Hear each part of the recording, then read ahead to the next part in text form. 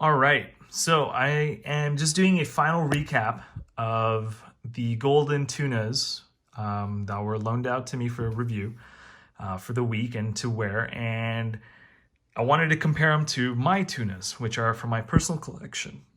So here, just again, we've got the 7549 7009 1981. We've got the 7C46 7009 from 1991. We've got the SBBN 013 Darth Tuna, and then we've got the SBDX 013 Emperor Tuna, which is automatic, quartz, quartz, quartz.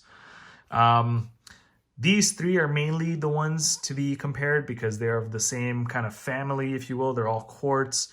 But as you can see, the similarities, maybe let's compare these three first. The similarities are pretty much there. I am a big fan of the hands. I love the hands on these, and you can see how the lineage goes. This one has the same hands, and I love that. They're all quartz, and you can see from 1981 till when they made it, and I'm sure there was a few in between. They moved from 600 to 1000, and back then it was called the Seiko Quartz model, Seiko Quartz, and then Seiko released the Tuna as a Marine Master model, which was kind of a no holds bar kind of system. Great watches. All three of these are cool. This is my modified Darth, but compared to these two, it's kind of like having the attraction to Porsches. And if you have a Porsche or if you like Porsches, then you will appreciate vintage Porsches because that's where they started, in the old, Porsches from the early 70s, 80s, 90s. So that's kind of cool. I've never actually seen these in real life, and so to have these here has been a privilege. I'm going to zoom back out a little bit because I want to include the current granddaddy, if you will, which is the Emperor. The comparison is these are easier to wear. Okay, the Emperor is automatic, but because of that, it's also heavier, thicker, and larger in diameter. So everything about this one is bigger. Wearing these two, they're a little bit lighter than the Darth. They're a little bit smaller, maybe a millimeter, 2 millimeters. But they share the same lineage. You can see, that great shape, the hidden lugs, the largest crown I've seen on any dive watch. And this stuff you can wind and unwind with even gloves.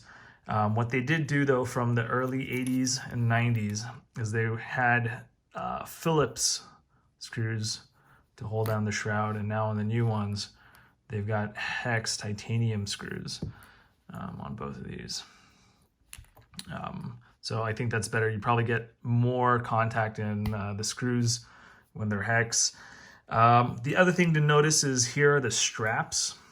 And if I can zoom out just a little bit, you can see this is the original strap. It's kind of stiff. It's been used for a while. The buckle is actually stainless. So it's a stainless steel titanium nitride plated. This one gets a pass because this is an Uncle Seiko strap, which is going to be just gold plated. Or it's not going to be titanium, it's just going to be stainless steel. The Darth on its original, this one has titanium. And the Emperor is also, focus there, titanium, as are the keepers. So the straps are a little different. The straps are also longer on the newer ones, probably more so to be more dive oriented.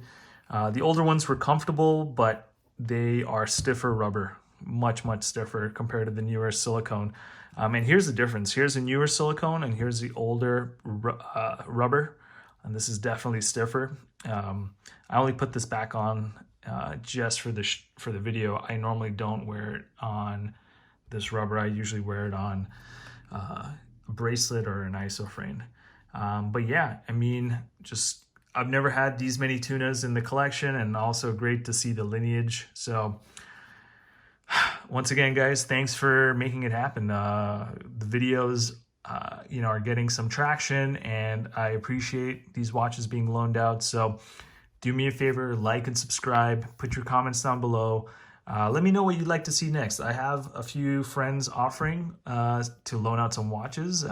Currently got some Doxas, some other Seiko turtles, maybe the 300-meter series, but also potentially some watches that I've never owned in my life, including some cool and unique Doxas. So stay tuned. I'll put out more video content every weekend, and I appreciate everyone. Thank you very much.